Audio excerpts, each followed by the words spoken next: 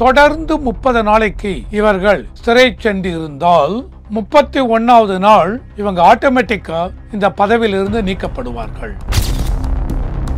இன்னொன்னு என்ன பார்க்கணும், பிரைம் மினிஸ்டர் அவங்களுக்கு பொதுவாக சொல்லுவாங்க இம்யூனிட்டி உண்டு, அவங்களை யாரும் அரெஸ்ட் பண்ண முடியாது, பிரசிடென்ட், கவர்னர், பிரைம் மினிஸ்டர்லாம் அரெஸ்ட் பண்ண முடியாதுன்னு. இல்லை, பிரசிடென்ட்டுக்கும் ஜனாதிபதிக்கும் கவர்னருக்கும் அந்த இம்யூனிட்டி உண்டு. அவங்க பதவியில் இருக்கிற வரைக்கும் சில இதுக்காக அவங்கள அரெஸ்ட் பண்ண முடியாது. ஆனால்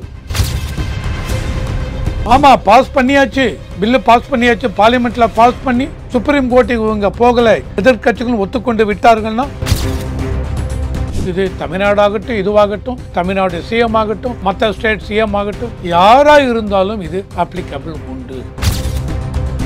பிஎம் மட்டும் என்ன, பிஎம்கே பாதிப்பு உண்டு. பிஎம் மேல ஏதாவது சார்ஜ் வந்து இருந்தாலும், ஹோம் மினிஸ்டர் மேல சார்ஜ் வந்தாலும் எல்லாருக்கும் உண்டு.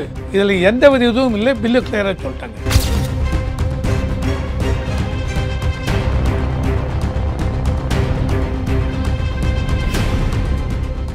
ரியல் ஒன் நேயர்களுக்கு வணக்கம். இன்று நம்மளுடைய நேர்காணலுக்கு அரசியல் விமர்சகரான திரு ரவிசங்கர் அவர்கள் இணைஞ்சிருக்காங்க. சார் வணக்கம்.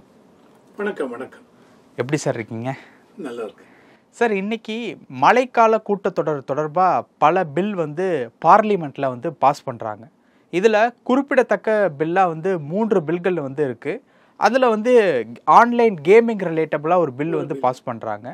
அடுத்த கட்ட ஒரு பில்லாக வந்து பிரைம் மினிஸ்டர், சிஎம், அதுக்கப்புறம் அமைச்சர்கள், ஸ்டேட்டில் இருக்கக்கூடிய அமைச்சர்களாக இருக்கட்டும், சென்ட்ரலில் இருக்கக்கூடிய அமைச்சர்களாக இருக்கட்டும், இவங்க ஊழல் பிரிவில் ஏதாவது ஒரு கேஸில் சிக்கினாங்க அப்படின்னா 30 நாட்களுக்குள் அவங்க வந்து பதவி இழப்பு ஏற்படும், அதற்கப்புறம் சிறை செல்லக்கூடிய சில விஷயங்கள்லாம் இருக்குது அப்படின்னு சொல்லி ஒரு பில் வந்து பாஸ் பண்ணுறாங்க அப்படிங்கிற மாதிரி ஒரு விஷயம் வந்து சொல்லப்படுது. இந்த பில் பாஸ் பண்ணப்படுவதற்குண்டான காரணங்கள் என்ன அப்படிங்கிறத பற்றி பேசலாம். அதன் பிறகு நம்ம ஸ்டேட்டில் கூட சமீப காலமாக இந்த சட்டவிரோத பண பரிவர்த்தனை தொடர்பாக பல அமைச்சர்கள் வந்து தொடர்ச்சியாக ஈடுகிட்ட சிக்கிட்டு இருக்காங்க. சமீபத்தில் கூட பெரியசாமியினுடைய வீட்டில் வந்து ரைடு நடந்தது. இதற்கு முன்பு செந்தில் பாலாஜி வந்து கேஸில் சிறை வரைக்கும் போயிருந்தாலும் அப்போ வரைக்குமே அவர் அமைச்சராக தான் தொடர்ந்துக்கிட்டு இருந்தார். அதன் பின்பு பொன்முடி அவர்கள் மேலே கூட இந்த மாதிரியான ஒரு வழக்கு வந்து இருந்தது. அவரும் அமைச்சர் பதவியிலிருந்து விலகி ஆகணுங்கிற ஒரு சுச்சுவேஷன் ஏற்படும் போதுன்னா அந்த நெருக்கடி வரும்போது தான் அந்த பதவியிலிருந்து விலகக்கூடிய ஒரு சுச்சுவேஷனுக்கு வந்து வந்தார். ஸோ இந்த மாதிரியான விஷயங்கள் அடிப்படையில் தான் இந்த பில் வந்து பாஸ் பண்ணப்படுதா, இல்லை பாஸ் பண்ணதுக்கப்புறம் நம்மளுடைய ஸ்டேட்டுக்கு பல விதமான ஆக்ஷன் காத்துக்கிட்டு இருக்கா? இந்த மாதிரியான பல கேள்விகள் இருக்குது. உங்களுடைய பதில்கள் என்ன? ஸோ இந்த சென்ட்ரல் கவர்மெண்ட் அவங்க என்ன சொல்கிறாங்க, இதை கொண்டு வந்த மெயின் இதுவே மக்களுக்கு பிரதம மந்திரி, முதல் மந்திரி அப்படிலாம் இருந்தால், மந்திரி அப்படிலாம் இருந்தால் அவங்க வந்து எல்லா விதத்திலையும் மக்களுக்கு நம்பிக்கை பாத்திரமாக இருக்கணும், எந்த வித தவறும் இவர்கள் செய்ய மாட்டார்கள் அப்படின்னு மக்களுக்கு இவங்க மேலே ஒரு நம்பிக்கை இருக்குது. அந்த நம்பிக்கை தளர்ந்து விடுகிற மாதிரி இவங்க ஏதாவது குற்றமெல்லாம் செஞ்சுருந்தாங்க அப்படின்னால் அந்த குற்றத்துக்கு பப்ளிக் ரெப்ரசன்டேட்டிவ் முன்னாடி சொன்ன மாதிரி இந்த கவர்மெண்ட் அஃபீஷியல்ஸ்க்கெல்லாம் நீங்கள் தண்டனை கொடுக்குற மாதிரி, பிரதம மந்திரியிலிருந்து யூனியன் மினிஸ்டர்ஸ் யாராக இருந்தாலும் இன்க்ளூடிங் மினிஸ்டர் ஆஃப் ஸ்டேட்ஸ், தன் முதல் மந்திரி ஸ்டேட் லெவல் மினிஸ்டர்ஸ் யாராக இருந்தாலும் இவங்க அத்தனை பேருக்கும் இந்த மாதிரி தொடர்ந்து, அதாவது ஒரு கிரிமினல் வழக்கு இல்லை, கிரிமினல் வழக்கு தான் 5 வருஷம் மேலெலாம் இருக்கும். இந்த மாதிரி வழக்கில் 5 வருடம், குறைந்தது 5 வருடத்திற்கு இவங்களுக்கு தண்டனை கொடுக்குற மாதிரி ஒரு வழக்கு இருந்து, அந்த வழக்கில் தொடர்ந்து, ரொம்ப முக்கியமாக கவனிக்கணும், தொடர்ந்து 30 நாளைக்கு இவர்கள் சிறை சென்று இருந்தால் 31வது நாள் இவங்க ஆட்டோமேட்டிக்காக இந்த பதவியிலிருந்து நீக்கப்படுவார்கள். அதுதான் இந்த இது. அதாவது 5 வருடத்துக்கு குறையாமல் தண்டனை பெறக்கூடிய இந்த கிரிமினல் ஆக்டிவிட்டீஸ் ஏதாவது இருந்து, இதை இன்னும் டிஃபைன் பண்ணலை. இந்த பில்லில் என்ன கிரிமினல் இது என்னன்னு சொல்லவில்லை. ஆனால் 5 வருடத்துக்கு குறையாமல் இருந்து, அதனால் தொடர்ந்து 30 நாள், கன்சிக்யூட்டிவ் 30 days, அது ரொம்ப முக்கியம். தொடர்ந்து 30 நாள் இவர்கள் சிறையில் இருந்தால் 31வது நாள் இவர்கள் நீக்கப்படுவார்கள் இந்த சட்டத்தின் பிரகாரம். இது என்ன அப்படின்னு பார்த்தால், செந்தில் பாலாஜி கேஸ் எடுங்க, 453 நாள் சிறையில் இருந்தாங்க. ஆல்மோஸ்ட் ஒரு வருஷத்துக்கு மேலே, அதான் 453 நாள் 365 நாள் தாண்டி தானே. ஸோ சிறையில் இருந்தாருங்க. சிறையில் மினிஸ்டர் வித்தவுட் போர்ட்ஃபோலியோ அதுவும் இருந்தாங்க. நம்ம கவர்னர் RN ரவி இவரை இது பண்ணிருக்காங்க, நீக்கணும். நாங்கள் high court or rather supreme court சொன்னாங்க நீக்க முடியாது, கவர்னர் உங்களுக்கு பவர் கிடையாது இந்த மினிஸ்டர்ஸை நீக்கிறதுக்கு. CM and cabinet of ministers என்ன சொல்கிறாங்களோ அந்த அட்வைஸை கேட்டு தான் நீங்கள் நடக்கணும். இவங்க சிஎம் உங்களை செந்தில் பாலாஜி அவங்கள நீக்க சொல்லவில்லை, அதனால் நீங்கள் நீக்க முடியாதுன்னாங்க. செந்தில் பாலாஜி தொடர்ந்து மினிஸ்டர் வித்தவுட் போர்ட்ஃபோலியோ இருந்தார். அதுக்கப்புறம் சுப்ரீம் கோர்ட் வரைக்கும் போச்சு இந்த கேஸு. இந்த கேஸில் 2000க்கு மேலே விட்னஸ் இருக்குது. ரொம்ப நாள் ஆகுன்ட்டு மறுபடியும் அவருக்கு ஜாமீன் கொடுத்தாங்க. ஜாமீன் கொடுத்த உடனே பதவி எடுத்துக்கொண்டார். உடனே சுப்ரீம் கோர்ட்டில் பதவி எடுக்கக்கூடாதுன்னாங்க. சரி, ஆனாலும் ஜாமீனில் இருந்தார். ஸோ ரெண்டாவது இவரை எடுத்துங்க, கேஜரிவால், அரவிந்த் கேஜரிவால். அவர் மேலே இந்த லிக்கர் ஸ்கேம் டெல்லியில் அது கீழே 100 கோடி ஊழல்ன்ட்டு அவரை அரெஸ்ட் பண்ணாங்க. அரெஸ்ட் பண்ணி உள்ளே வச்சு தொடர்ந்து 5 மாதம் சிறையில் இருக்கும் பொழுதே சிஎம்மாக இருந்தார். இதெல்லாம் ஒரு இது எக்ஸாம்பிள். ஆமாம்.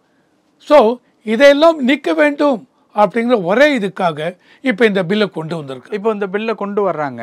இப்போ இதில் இருக்கக்கூடிய ஒரு கேள்வி என்னன்னா, பில்லு கொண்டு வந்ததன் பிறகு இப்போ கொண்டு வர்ற அளவுக்கு வந்துருச்சு அப்படின்னா பில் பாஸ் பண்ணக்கூடிய ஃபைனல் ஸ்டேஜில் இருக்குது அப்படிங்கிறத புரிஞ்சுக்க முடியுது. இதுக்கப்புறம் நம்ம ஸ்டேட்டில் இருக்கக்கூடிய பல மினிஸ்டர்கள், அதுவும் கடந்த 2 வருடங்களாக செந்தில் பாலாஜியில் ஸ்டார்ட் பண்ணி பெரியசாமி வரைக்கும் இடையில் பொன்முடி இருக்காங்க, KN வீடுலேயுமே ரைடு வந்தது. இந்த டிஎம்கேவில் இருக்கக்கூடிய டாப் லெவல் மினிஸ்டர்ஸ் எல்லாருமே ஈடியினுடைய ஏதோ ஒரு விஷயத்தில் லாக் தான் ஆயிருக்காங்க. இந்த பில் கொண்டு வந்ததன் பிறகு நம்ம ஸ்டேட்டில் இருக்கக்கூடிய இந்த மினிஸ்டர்கள் எல்லாருக்குமே ஏதோ ஒரு விதத்தில் ஆக்ஷன் எடுக்க போகிறாங்க அப்படிங்கிறத நம்ம புரிஞ்சுக்கலாமா? ஏன்னா இந்த மினிஸ்டர்கள் சிக்கும்போது அடுத்த ரைடு அப்படிங்கிறது அந்த முதல் குடும்பத்தை நோக்கி தான் அப்படிங்கிற ஒரு செய்தியும் கூடவே நெருங்கிட்டு இருக்கு. இப்போ அமைச்சர்கள் சிக்கிறாங்க அப்படின்னா அடுத்து முதலமைச்சரா அப்படிங்கிற ஒரு கேள்வி வருது. இந்த பில்லுக்கு அப்புறம் இருக்கக்கூடிய ஆக்ஷன் என்ன அப்படிங்கிறது தான் கேள்வியே. அதுக்கு முன்னாடி இந்த பில்லை இன்னும் டீப்பாக பார்க்கணுங்க. இப்போ இந்த பில்லு சொல்லிருக்காங்க, இது ரெட்ரோஸ்பெக்டிவ் எஃபெக்ட் உண்டா இல்லை ப்ராஸ்பெக்டிவ் எஃபெக்டா? அதாவது இந்த பில்லு வரத்துக்கு முன்னாடியே சில மினிஸ்டர்ஸ்லாம் அரெஸ்ட் ஆகி இந்த பில்லை சொல்லிருக்கிறது குறைந்தது 5 வருடம் 5 வருடம் இது பண்ண தண்டனை இது பண்ண மினிஸ்டர்ஸ் எனக்கு தெரிஞ்சு பார்க்கவில்லை. அப்படியே இருந்தாலும் அவங்க இப்போ பெயிலில் வந்துட்டாங்க. ஆனால் முன்னாடி தொடர்ந்து 30 நாளைக்கு மேலே ஜெயிலில் இருந்திருக்காங்க. அவங்களை இப்போ அரெஸ்ட் பண்ணுவீங்களா? தெரியாது. அந்த மாதிரி அரெஸ்ட் பண்ணால் அது ரெட்ரோஸ்பெக்டிவ் எஃபெக்ட். ப்ராஸ்பெக்டிவ்னால் இனிமேல் யாருக்கா தண்டனை கிடைத்து அந்த தண்டனை குறைந்தது 5 வருட தண்டனை அதுக்குரிய அஃபென்ஸாக இருந்து அந்த தண்டனைக்காக மினிமம் 30 நாள் தொடர்ந்து இருந்தால் நீக்கப்படுவார்கள் இனிமேல். ஓகே, இது பில்லு இன்னும் பாஸ் ஆகலை. பில்லு கொண்டு வந்திருக்காங்க. ஆப்போசிஷன் பார்ட்டி இவங்களுக்கு இருக்க மெஜாரிட்டியில் பில்லை பாஸ் பண்ணிடலாம். லோக்சபாலையும் வச்சு பாஸ் பண்ணிடலாம், ராஜ்யசபாலையும் வச்சு ஈஸியாக பாஸ் ஆகிவிடும் பில்லு. அப்போ முடிஞ்சிருத்தா இந்த பில்லு? இல்லை. ஏன்னால் இவங்க ஆப்போசிஷன் பார்ட்டி இல்லைங்க இதில் நிறைய இது இருக்குதுன்னு சொல்லிட்டு சுப்ரீம் கோர்ட்டுக்கு போனான்னு வச்சுங்க.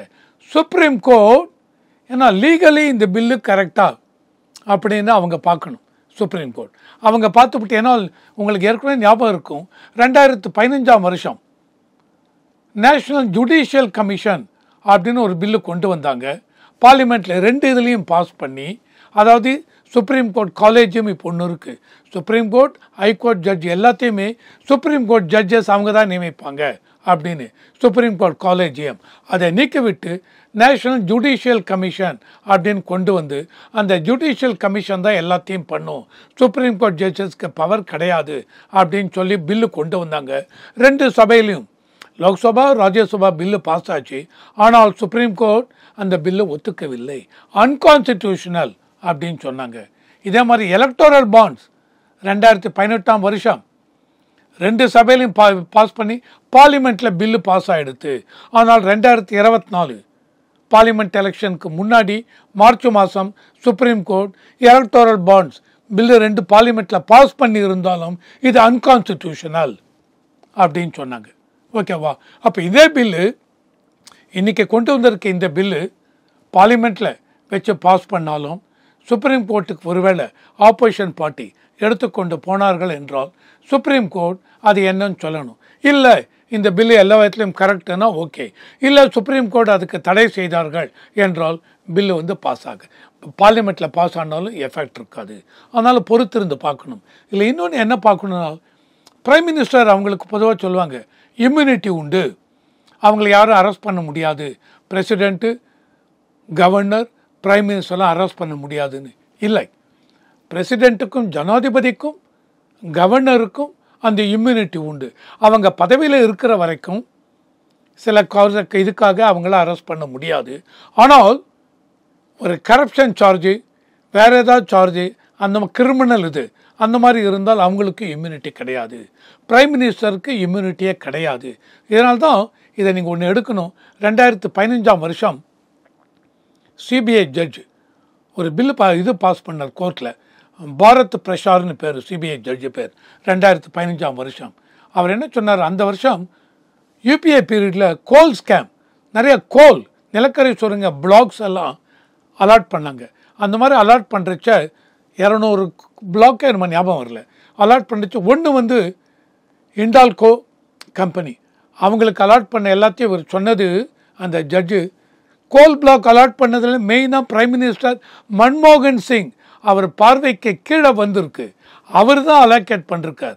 அதனால் எந்த ஒரு சார்ஜஸ் இது நான் கொடுத்தாலும் அவருக்கும் அப்ளிகபிள் உண்டு, பிரைம் மினிஸ்டர் மன்மோகன் சிங்க்கும் தண்டனைக்கு உரியவர் அப்படின்னு பேசினார். இதெல்லாம் வச்சு பார்க்குறச்ச இந்த இது வந்து எந்த அளவுக்கு பாஸ் ஆகணுங்கிறது முக்கியம். அப்படி பாஸ் ஆகி வந்து விட்டால் முன்னாடியே சொன்ன மாதிரி ரெட்ராஸ்பெக்டிவ் இருக்காது, ஏற்கனவே நடந்ததுக்கு இல்லை, இனிமேல் நடக்க போகிறதுக்கு உண்டு. ஓகே, இப்போது இந்த பில் மூலியமாக இப்போது ஊழல் வழக்கில் மாட்டிருக்கக்கூடிய அமைச்சர்களுக்கு பாதிப்புகள் அப்படிங்கிறது பாஸ் பண்ணதுக்கப்புறம் இருக்குது அப்படிங்கிற மாதிரி எடுத்துக்கலாமா? ஸ்ட்ரைட்டாகவே கேட்குறேன். ஆமாம், பாஸ் பண்ணியாச்சு, பில்லு பாஸ் பண்ணியாச்சு, பார்லிமெண்ட்டில் பாஸ் பண்ணி சுப்ரீம் கோர்ட்டுக்கு இவங்க போகலை, எதிர்கட்சிகளும் ஒத்துக்கொண்டு விட்டார்கள்னா ஓகே.